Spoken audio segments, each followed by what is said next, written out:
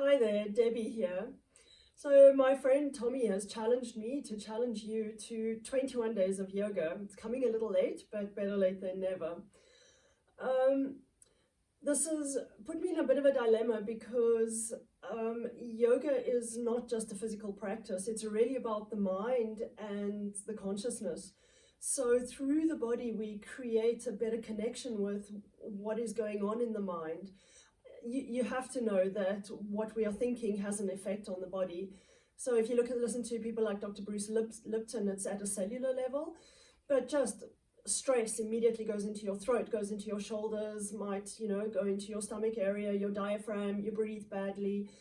And then maybe even sickness, disease, injuries, pain, back pain. Back pain is such a classic symptom of adrenaline and cortisol that has gone into your psoas muscles and then just sits straight into the lumbar spine, to sum it up. Many other reasons, of course. So when I say we're really working on the consciousness, we're working through the body and through various postures to connect to what is happening.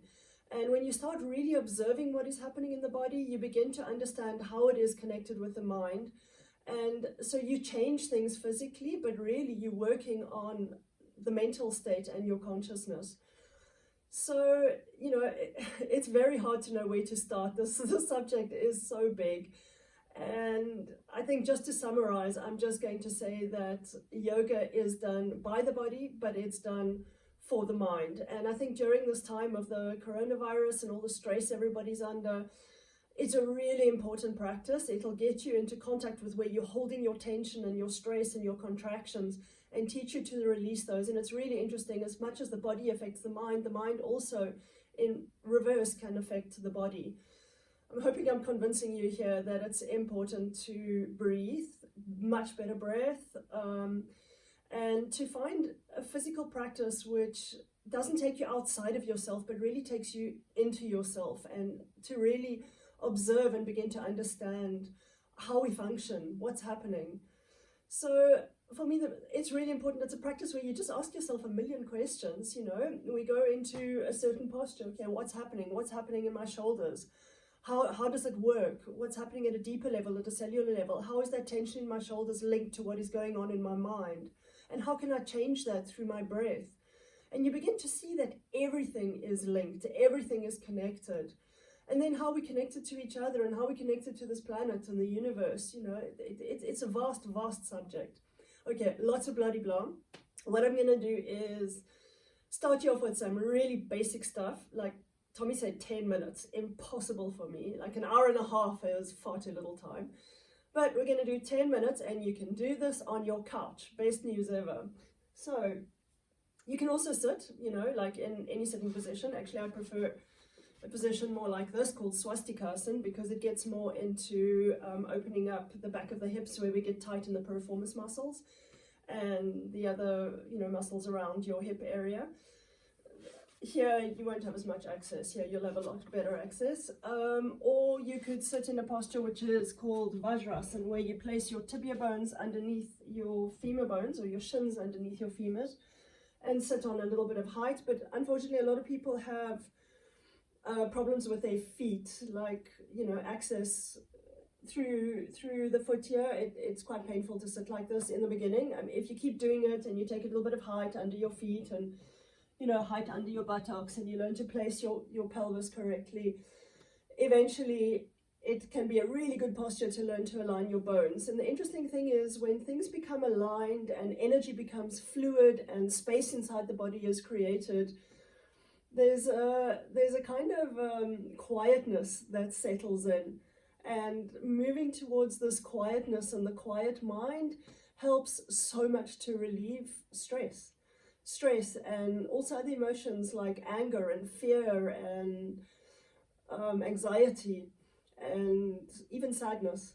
So let's get going. Choose your position, either sitting on your knees like this, or you can sit cross-legged, or even better, seeing that you all have chairs at home, there's absolutely no excuse, sit on a chair. But better to sit on the front of a chair and make sure it's a chair that's not going to tip over forward. So I'm going to start off with shoulders, and then we're going to move on to the hips. For your shoulders, let's start off with something, because you know we tend to bunch them up so much. Let's start off with a posture called Garudasana, which really gets into your trapezius muscles here and between the shoulder blades, so that you can release all the tension around your shoulders. Okay, so take your right arm, I'm going to mirror you. Take your right arm to the right and try and really make your shoulder wide. So you don't want to scrunch it forward when you're coming. So you keep the shoulder wide and just bring your right arm forward till it's kind of aligned with your sternum bone. And then you're going to take the other arm underneath it and keeping the shoulders wide, the clavicle bones wide. You're slowly going to bring one arm towards the other, so it just crosses under and starts to come up. If you can hook, then hook. Bring the shoulders down, shoulders wide, and while you have this resistance of the shoulders down, you're extending the elbows forward and lifting them up. So we don't want to get into this because it just takes you away from your shoulders. What you're really wanting to do is to bring your shoulders back and down, and then move the elbows forward and up. So you're always moving towards resistance. Resistance is your big teacher in yoga. And then just observe now what's happening. You can even close your eyes, observe what's happening in your trapezius muscles here. How they're tight, how you get into habits of contracting and holding tension. And then use your exhalations and see what happens. How is your breath connected to the fact that we can release our tension and our stress? So as you're holding it, you know, just breathe in slowly and breathe out. And on that exhalation, think about creating release, extension, space in your upper back, and then release it. Okay, then you're going to take your left arm and bring it towards the center of the chest. So again, don't crunch forward. Keep the chest wide. Only the arm is moving, not the shoulder. Shoulder maintains its position. And then bring your other arm underneath. So you might only be here for today. Absolutely perfect. Because any kind of tension or bulk that's in the shoulders won't allow you to go any further than that. And don't judge it. Be good wherever you are. In other words, just accept whatever is being presented. One of our problems is that we always want to be further, somewhere else, better, more supple, whatever. Okay, so bring the other arm if you can and cross them over. And then remember that your shoulders are, again, not coming forward.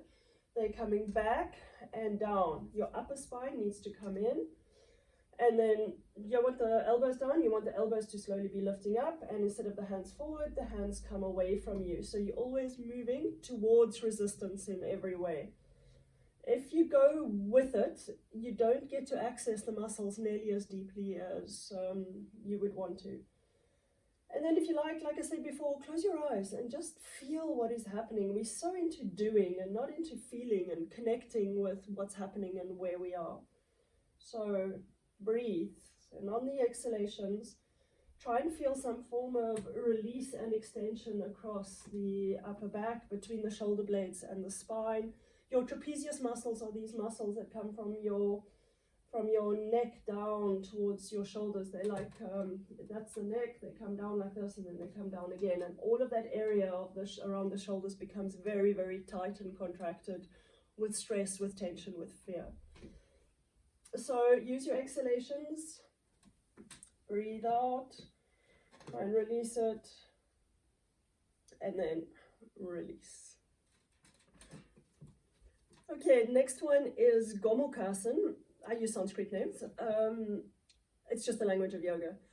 This one is going to take the arm behind your back. So if I turn around, actually I'm going to put it like this, just to show you. Just be careful, don't force it, because ideally we want the hand to go here, and then we want to join our hands. But if you start forcing or pushing things, all you're going to do is hurt the muscles and damage muscles. So turn your arm in and bring it behind your back, and just keep observing where is your limit, and stop at the limit. Don't try and push it any further. Just be aware of where your arm can go, And this will require you to release quite deeply into all the muscles, your deltoid muscles around your shoulders.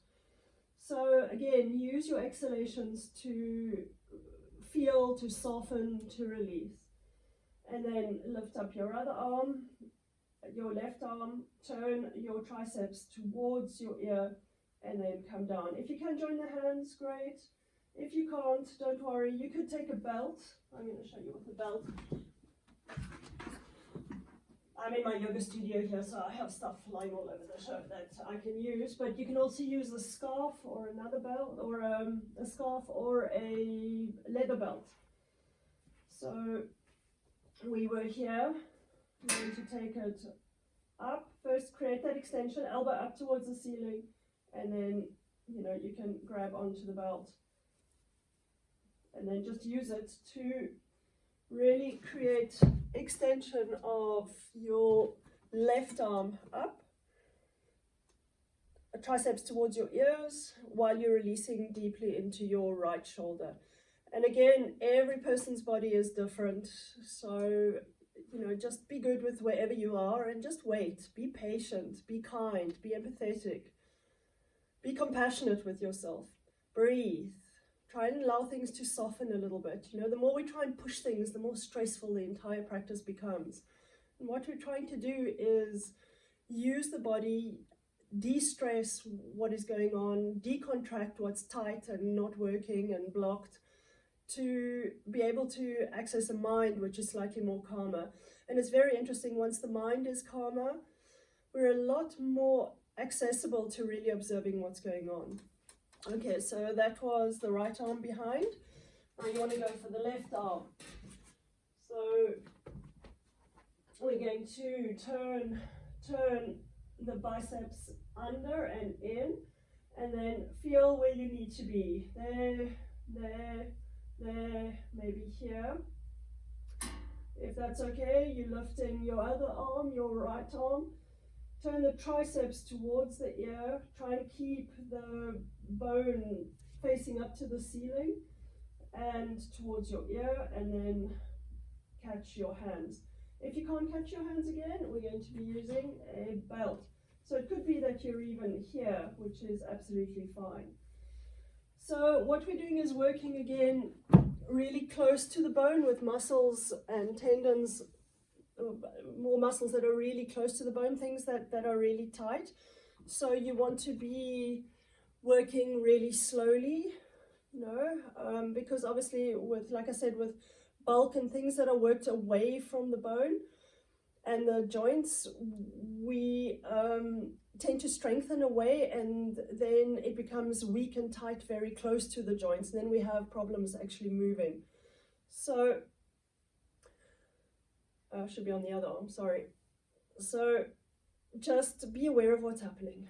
Close your eyes, ask yourself what's happening around my joint, what's happening in my muscles. Can I use my breath to soften, release, slow things down? And if nothing happens today, but keep doing it, keep plodding at it, things begin to change. And then you also become aware of your holding patterns, where you're holding stress.